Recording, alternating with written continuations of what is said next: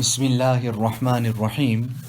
This is the English translation of the Majlis of Hazrat Maulana Qamar Uzzaman Saheb Damat Barakatuhum, which took place on Monday, the 30th of Rabi'ul Awwal 1445, corresponding with the English date 16th of October 2023.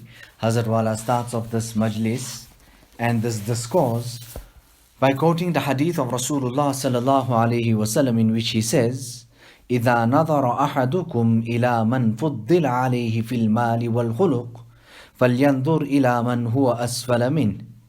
When you see someone who has been given superiority over you as regards wealth and your physical body, look at someone who is below you. Now, this hadith, many praises has been lauded to it, and the excellence of the subject matter in this particular hadith. Now, this here also shows us about the perfection of the Islah and reformation, the style of reformation of Rasulullah sallallahu alaihi wasallam.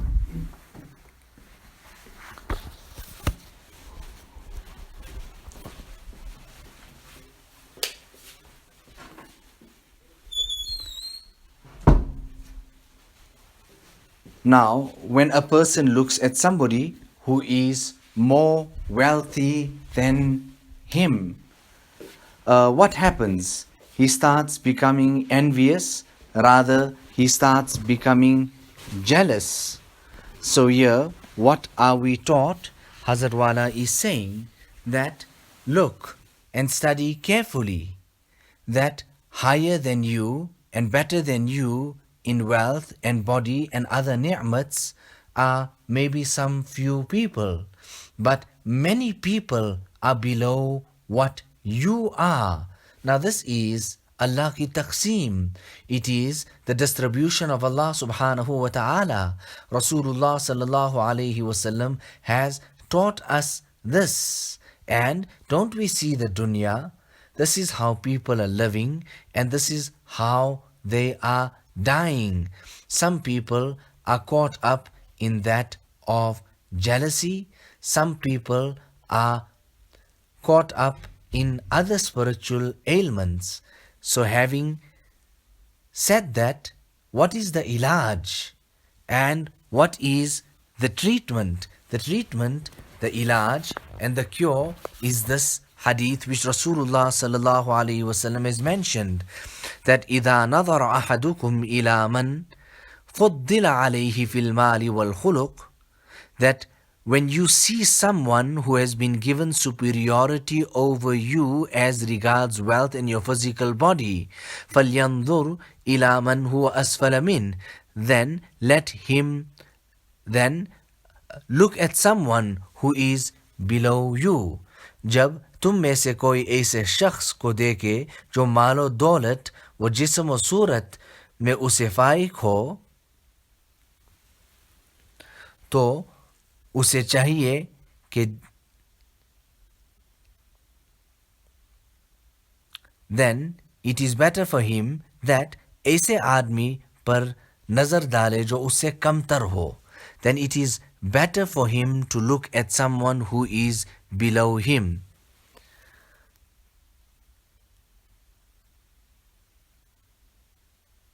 So a person looks at the next person and sees that he is more wealthy than me, due to which he becomes grieved and is filled with sorrow. And the next step of that, then tell me, does it not lead to that of jealousy? So when you look at that person who is higher than you, it will lead to that of jealousy. Now,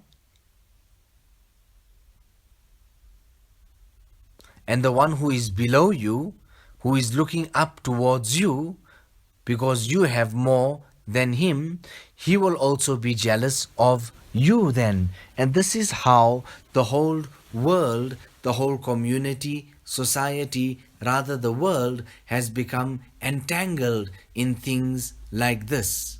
Now, Hasid को तन्हाई में भी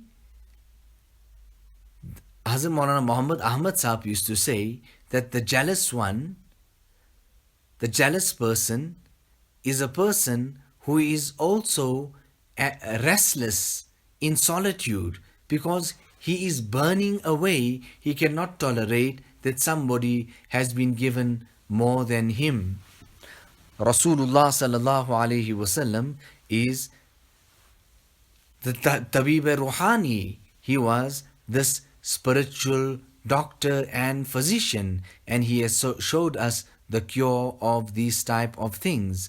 Now this kitab has been written by an Arab alim, and they also waqa'il and of the opinion of suluk and tasawwuf. Regarding ghussa and anger, a person came, or rather he could have been saying, or was it that Shah Wasiullah Sahib was speaking about him? It goes on like this here, that some person is saying that I am sick, that's why I keep on becoming angry. I am sick, that's why I keep on becoming angry. Rather, it is the other way round. You continuously became angry, due to which now you have landed up in this sick state and with this type of sickness. So in simple, badkhulq aadmi tanhai mein bhi sukoon nahi pata hai. The person who has evil, abhorrent, unbecoming character, even in solitude, he is not at peace and he is not at rest.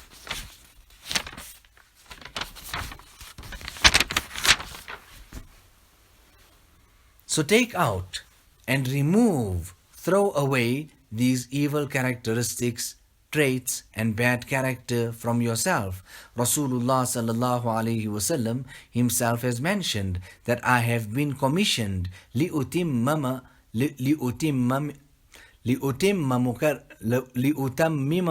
makarim al-akhlaq. I have been sent so that I could perfect noble character. Now it is Sarih Hadith that person deserves Mubarak and glad tidings who makes morning and evening in such a state that his heart is free from hatred, jealousy, grudge, etc. Now this hadith contains a principle which is deeply rooted in the human psyche. It teaches us how to treat the carnal self, train it and direct it towards upright character. Now man is by nature inclined to follow and imitate others. Together with this, he has the quality which is almost inseparable from him, and that is the love for wealth and the love to acquire and own things. The same can be said of his love to distinguish himself over others by wealth, external beauty, and so on. Hazrat Wala thereafter quotes the ayat of the Quran Majid in which Allah Ta'ala says, Zuyyina linnas has been decorated and made beautiful for the people. Hubbush shahawat, the love of desires, minan nisa'i wal banina wal qanatir al muqantara, from women, children, and that of gold and silver, meaning wealth. Umar radiyallahu ta'ala an used to say that, O Allah, you have decorated and adorned and made so beautiful all of this for us. Now how will we save ourselves from this? Only you can save us from this. Therefore, you protect us and you save us from this. Hazrat Maulana Shah Wasiullah Sahib liked this particular malfuz of Hazrat Umar radiyallahu ta'ala an. And he would say that Okay.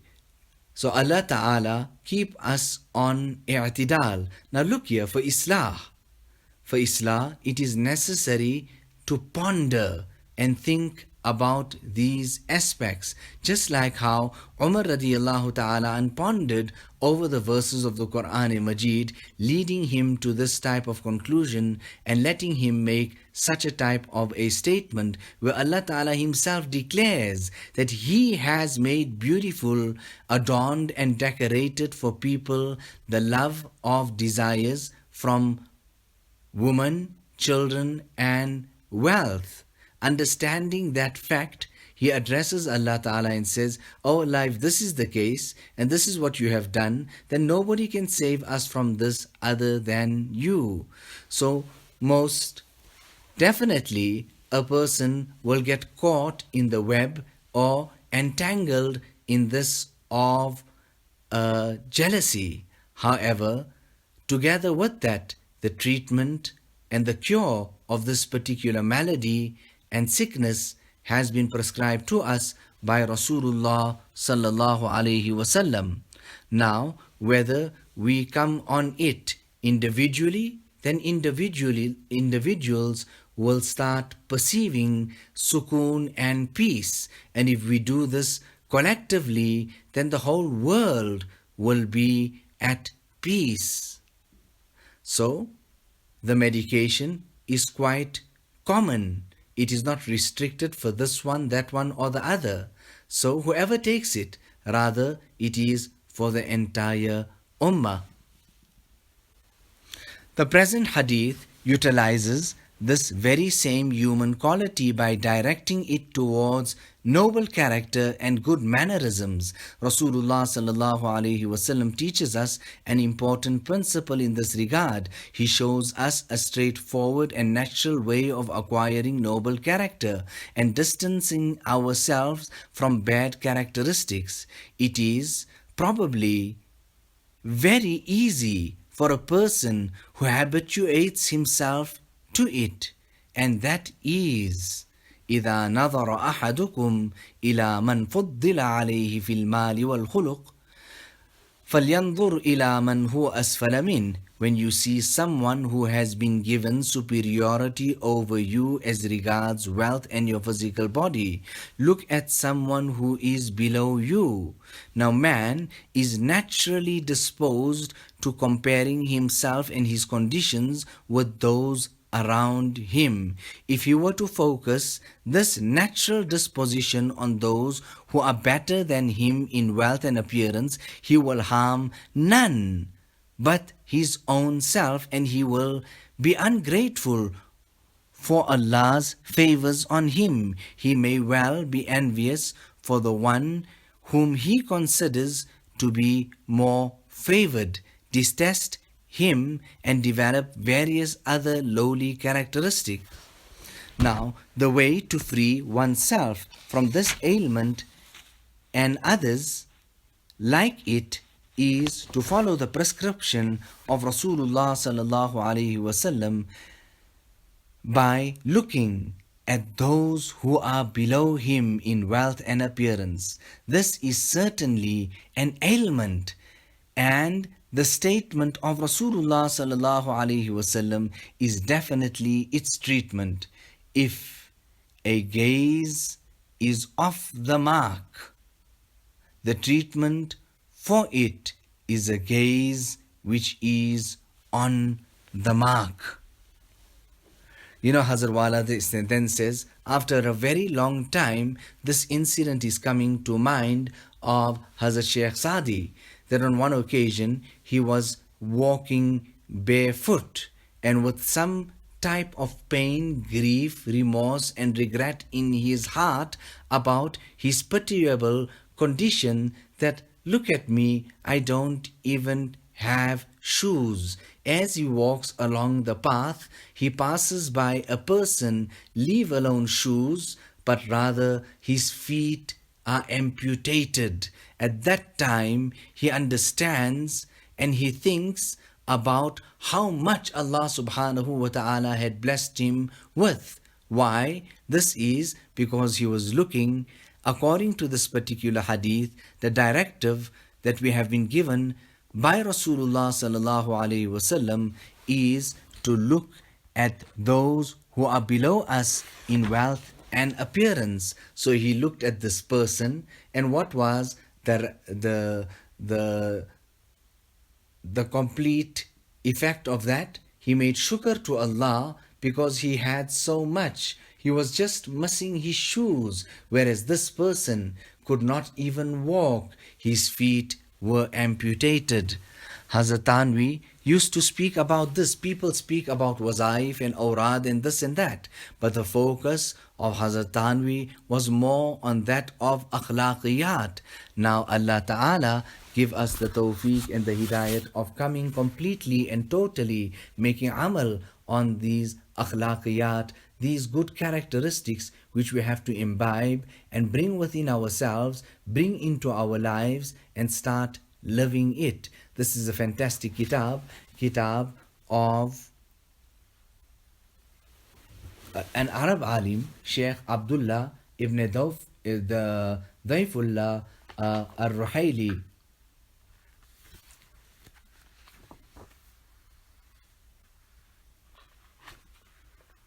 Now this particular kitab, the translation of it was carried out by Mawlana Abdul Quddus and Mawlana Abdul Rashid. The translation is very wonderful, has been translated well and makes it good for easy reading. Allah Ta'ala accept ربنا تقبل منا إنك أنت السميع العليم وتب علينا إنك أنت التواب الرحيم بحرمة سيد النبي الكريم صلى الله عليه وسلم.